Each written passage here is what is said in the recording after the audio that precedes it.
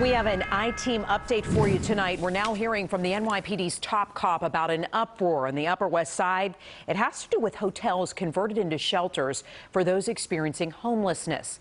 We first showed you the pictures back on Thursday. You saw some men passed out on the street, addiction, mental health problems in full view.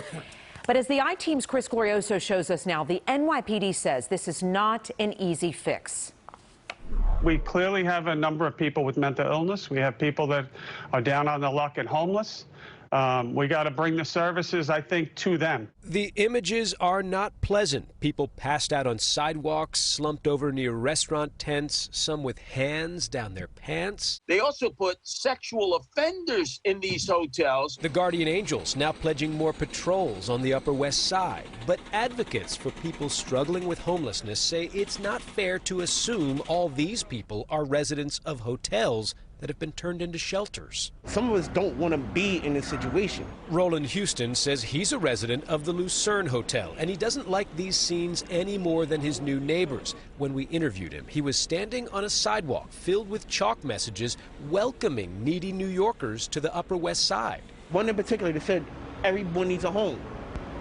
When I saw that, that really touched me. But some neighbors say this is not about compassion, it's about common sense. Gary KOKALARI told us the relocating of such a high concentration of homeless men to his neighborhood threatens the Upper West Side economy. Why don't we take Javits Center? They outfitted it for over 1,000 people with COVID.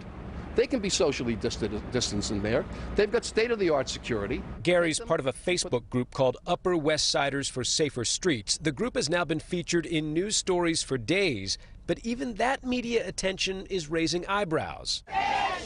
This group of activists has been protesting the high concentration of drug clinics in Harlem for years. Marie GRANVILLE wants to know why temporary shelters on the Upper West Side have attracted so much attention, while permanent methadone clinics in Harlem have prompted no urgency. The press that the Upper West Side has gotten is definitely a indication of the power and the privilege that Harlem does not have. A spokesperson for the city's Department of Homeless Services stressed the hotels here on the Upper West Side will serve as shelters only temporarily, and City Hall believes they have saved lives during the pandemic. Reporting from the Upper West Side, Chris Glorioso, News 4, New York.